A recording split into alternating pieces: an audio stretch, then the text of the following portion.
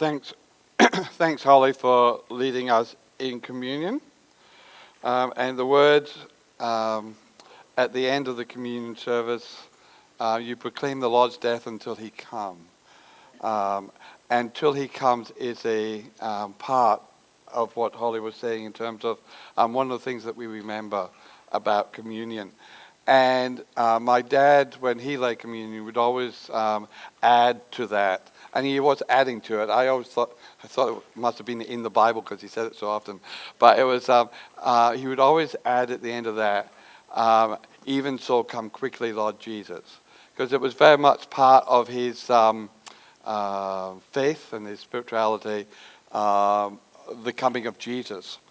And it gives me an opportunity this morning to talk a little bit about that. But there are many periods in the life of the church when we don't think much of the second coming or the end of all things.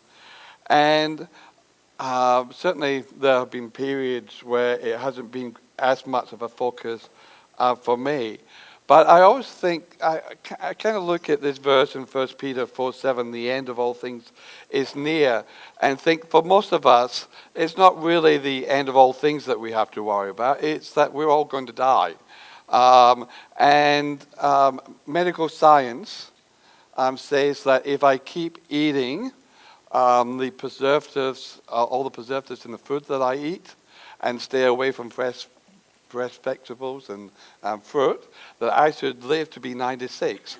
But even if I live to be 96, I'm still going to die. There will come a time when we all have to die.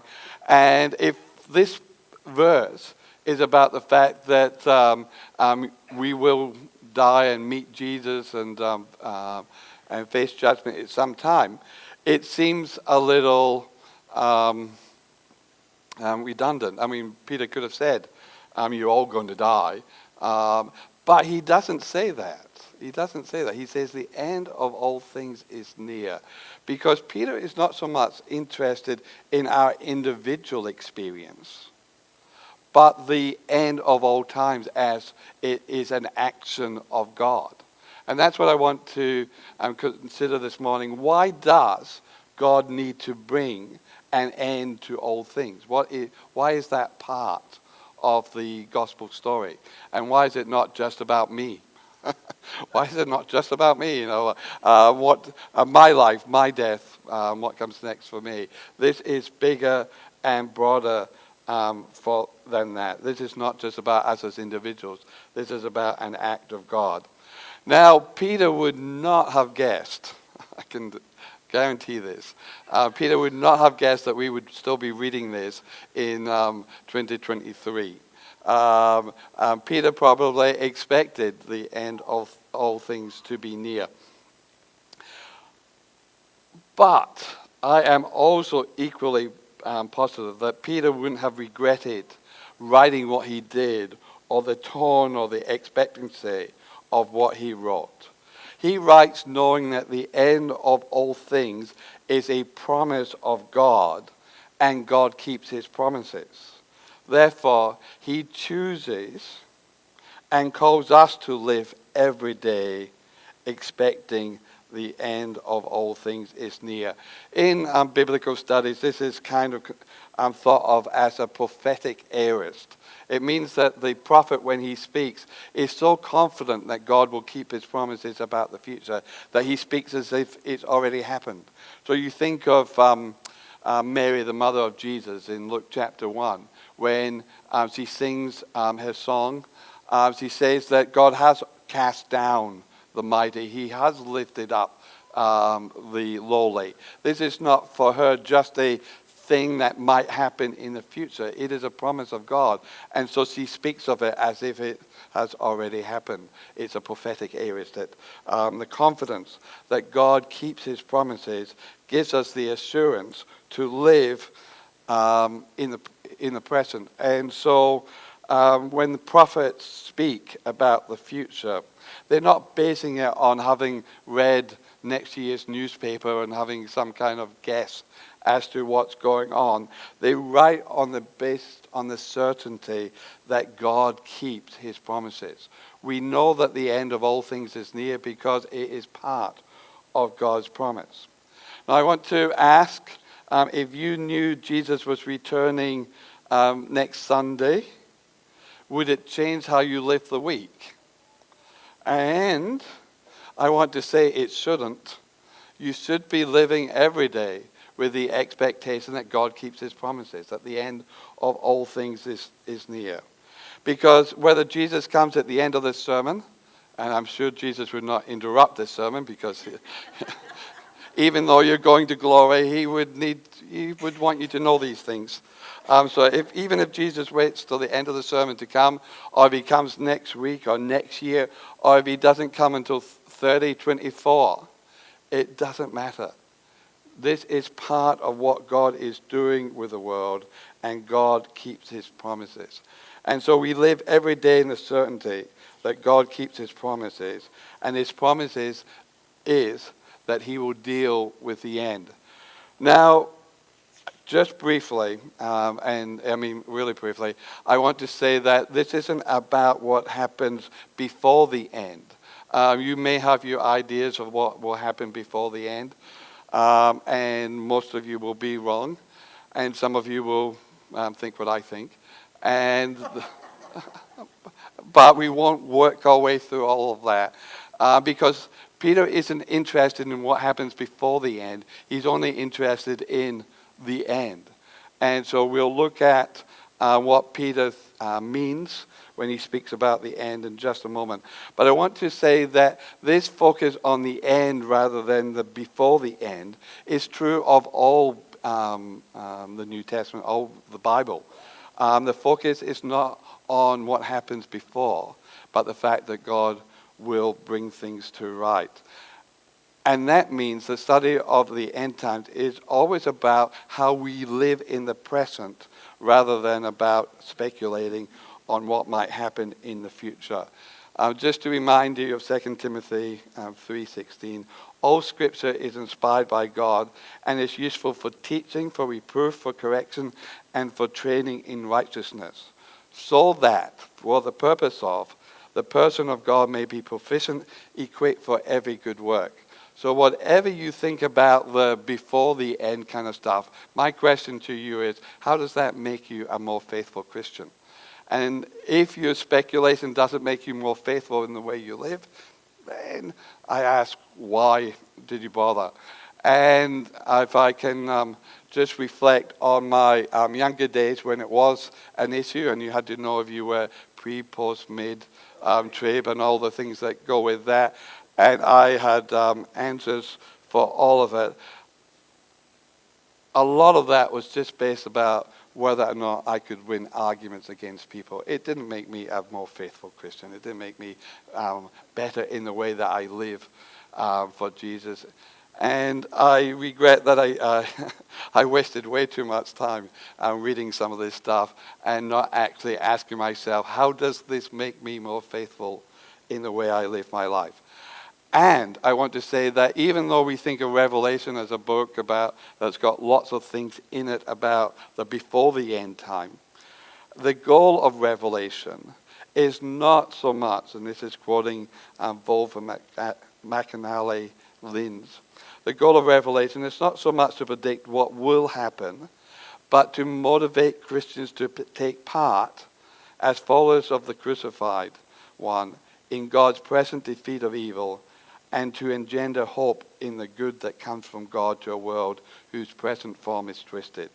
The goal even of the book of Revelation is not to tell us or predict the future, but to call us to participate in God's present acts to defeat evil and to engender hope in the good that comes from God.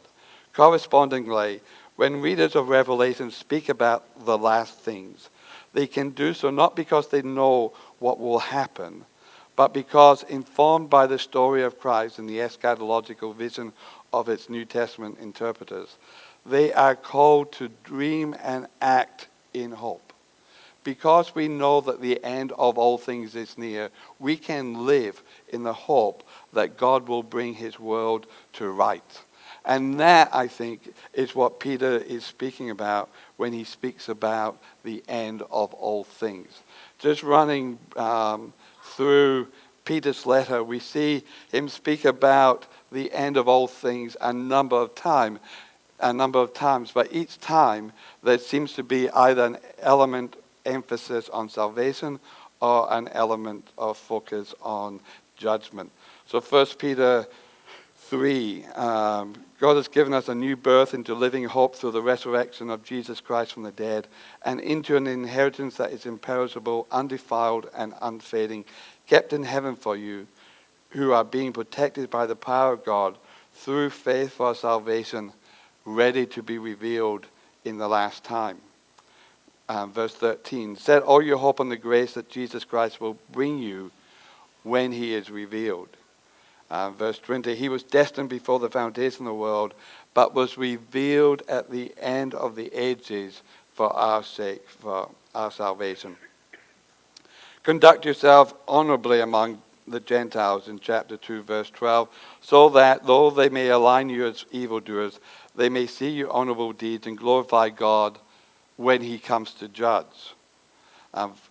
Chapter 4, verse 5, the Gentiles who are blaspheming God when they see Christians rejecting their former way of life will have to give an accounting to him who stands ready to judge the living and the dead. 4:13, but rejoice insofar as you are sharing Christ's sufferings, so that you may also be glad and shout for joy when his glory is revealed. And 5:4, when the chief shepherd appears, you will win the crown of glory that never fades away.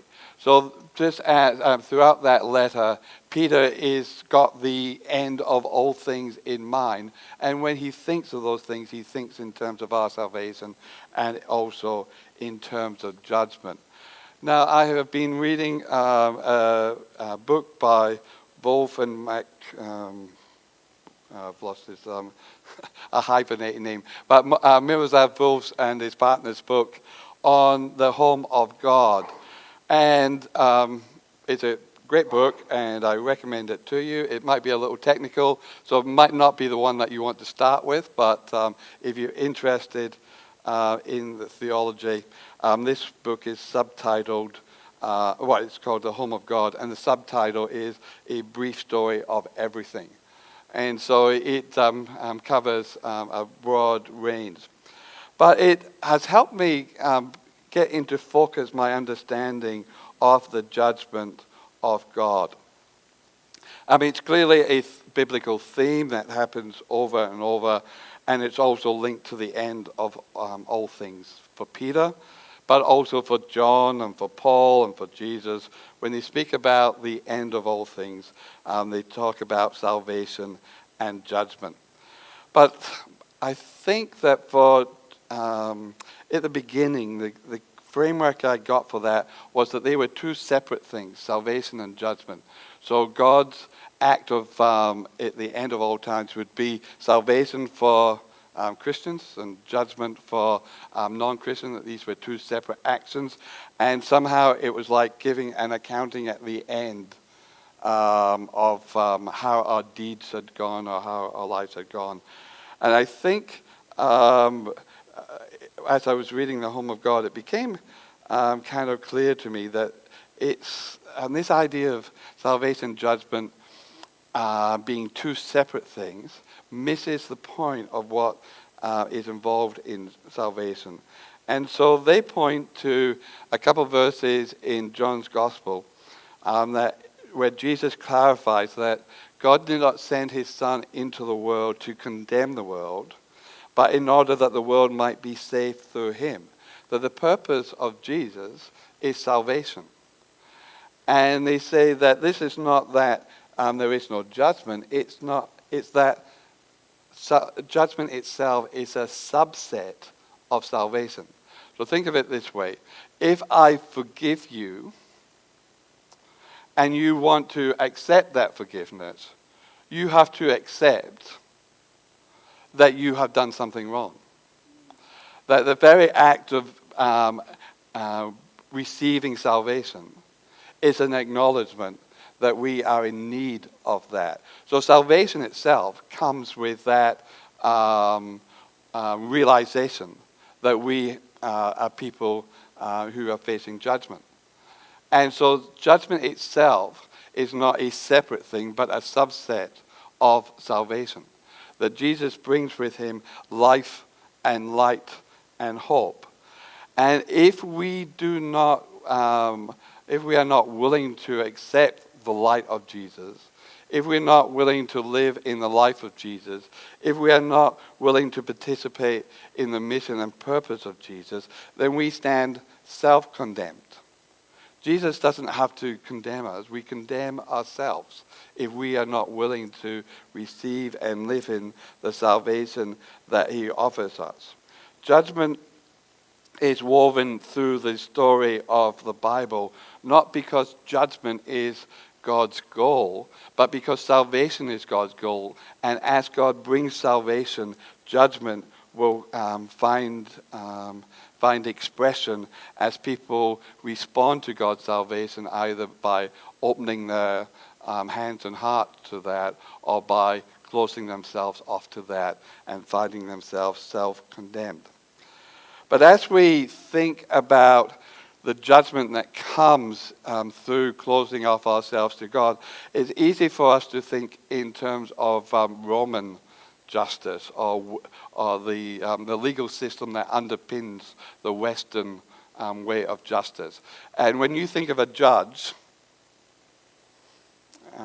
maybe Judge Judy is to be excluded here, but if you think of a judge, you usually think of an impartial person wearing black robes up on the high bench overlooking, and impartial. I mean, not involved. A judge that in our Western legal system, if a judge knows the people, they would have to excuse themselves because then there would be perceived bias.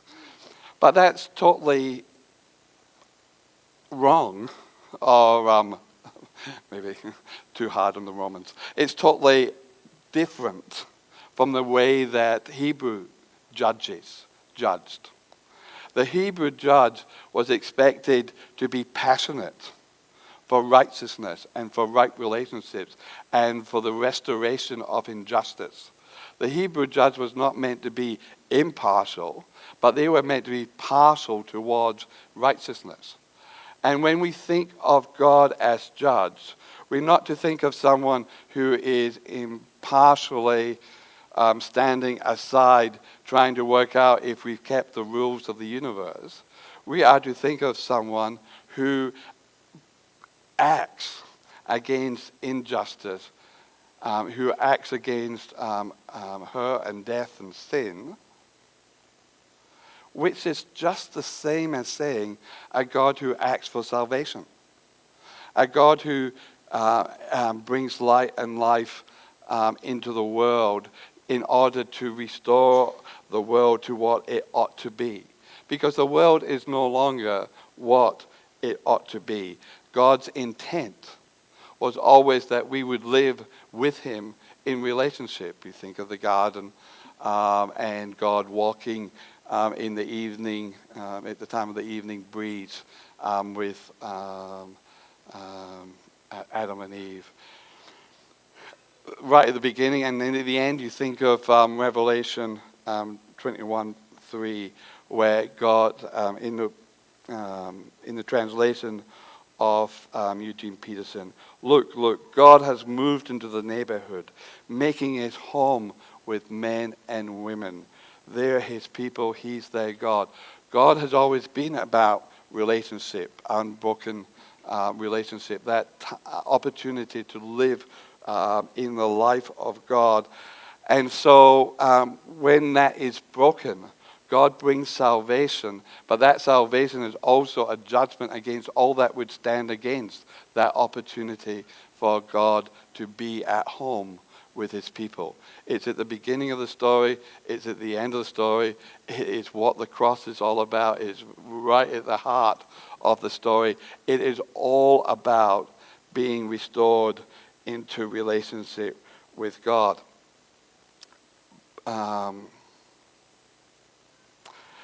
And so if God is to act, to restore or to achieve that which is his intent for the world to be at home with God, to be restored to God, it's important for God not just to let things drift on and in the hope that we get our act together and everybody starts listening to me and the world gets aligned in good order. And that's never going to work. We've been able to see that time and time again. Even with the best of intentions, we are unable to create a world that is home for God. God has to establish that. God is the one who created the world, and God is the one who must restore it. And that means that God must act. There must come a time when God brings an end to all things so that he can indeed achieve all that he hoped to achieve with his creation. But when God brings an end to all things, he's not actually going to destroy all that we know in this universe and time and space and take us off to some uncreated heaven. Because that would be to admit defeat. That would be to say that the world that God created had to be given over to sin and death. But God doesn't do that. He doesn't hand over his creation to sin and death. God comes to act, to save the world, to judge sin and death, so that it might be all that he intended it to be. And so the future, our future with God is not somewhere in the sky, but is actually in God's new heaven and new earth, when God comes to dwell in the midst of his people. God acts to restore. Salvation and judgment are both about the same thing, restoring the rightful shalom, the peace of God, the well-being, the full relationship with God that was intended in the original creation. But here is why Peter is talking about it. He's talking about it not just because after the end of all things this will begin to happen. It's because he knows that God is already at work to achieve this. God is already saving us. God is already, and as he acts to save us, it also comes with the judgment when we will not receive and accept his life and love as he offers it to us. God is already at work. And this is why I think Peter says in 1 Peter 4:8, love covers a multitude of sins. He's not saying that love covers up a multitude of sins. He's saying that love, God's act of love and restoration, will overcome brokenness and will restore relationships, that which is sin. That God is actually at work now to save us and to judge the world as it stands against God's life and light. God's salvation is not about starting again, but it is about recreating or reconciling or making new again that which he has put together in his creation. But in 1 Peter 1:17, it says that if you invoke as Father the one who judges impartially according to each person's work, live in fear during this time of your exile. Now you remember that Peter addressed the Christians that he's writing to as those who are in exile. So he's saying to them that live in fear during your time. Now, for some, if you have any anxiety or uncertainty in your makeup, any little thoughts in your head that might be described as anxious. When you hear that God is the bringing His salvation and will impartially judge all your works, this can make you anxious. This can make you a little uncertain about where you stand with God. And I am 104%, and I believe that it is mathematically possible to be 104% certain, that this is not Peter's intent here. And particularly when you read that in light of 1 John 4:17-19. Love has been perfected among us in this, that we may have boldness on the day of judgment, because as He is, so we are in this world. There is no fear in love, but perfect love casts out fear. For fear has to do with punishment, and whoever fears has not reached perfection in love. We love because He first loved us. And so, if you're a person who is given to self-satisfaction, who's pretty sure that God achieved great things when they made you, and God is just real excited. Stephen turned out really good. It's possible that we take that attitude and hear that there's no fear in love, and consider that God is unconcerned about our actions. And I want to say that both of those extremes, fear, being afraid of God and what His judgment is, or being unconcerned about what God wants and cares about because we're certain that we're saved and things are good, are two extremes that don't have their place here. Because what it's talking about here is not fear in the sense of being afraid of, but reverent fear and awe. And if we have an awe for God, then we are going to find ourselves wanting to align ourselves with God, not just thinking about our actions as something separate and how will they be judged. The question is not how will God judge my actions and whether He will or won't. But the question is, have I aligned myself with the God who is awesome? Am I participating with God as He seeks to bring salvation into the world?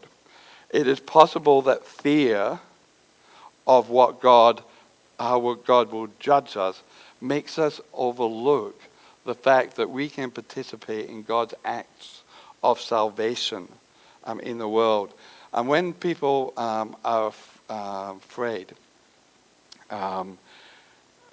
there's some common reactions to that. One of those, we know of fight and flight, and they also talk about freeze, where you just get caught in the headlights and don't know what to do.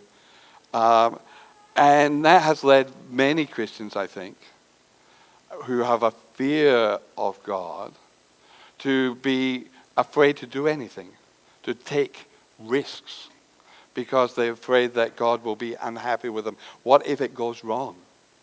You think of the parable where the third servant dug his part of salvation and dug a hole for it and put it in so he could give it back to God untouched. Afraid of what God would do, and therefore not willing to participate in a life of kingdom building. And therefore, he discovered that God was not happy with that. What we need is a reverent awe of God that calls us to want to participate in the salvation of God. Not so much focused on the judgment, which is only a subset or consequence of the salvation that God brings. If we focus on the salvation, then we will be willing to take risks for God. Pharisees and disciples. The Pharisees had a fear of God and didn't want to get it wrong, and so stayed away from all that might defile them. The disciples followed Jesus and took lots of risks according to the understanding of the people of the day. But they took those risks because that was part of God's acts of salvation. Not focusing on the judgment, being afraid of it, but focusing on the salvation that was coming to us. So God is already saving and judging the world. In 1 Peter he talks about you are receiving the salvation of your souls. And he talked about the time has come for judgment to begin with the household of God. Salvation and judgment is already underway. What we are promised by Peter, or Peter reminds us that God will act and bring it all to fruition. So the end of all things is near. Therefore, be serious and discipline yourselves for the sake of your prayers. The time of salvation and judgment is upon us. The end gives meaning to the journey because we know what God will do in establishing his salvation at the end. We are able to live in the present with that. So 1 Peter draws the contrast with those who know that the end of all things is near and that God is acting to bring about his salvation. With those who think that God doesn't care about how things go, that God doesn't care about your actions and the consequences of it, and just ignores it.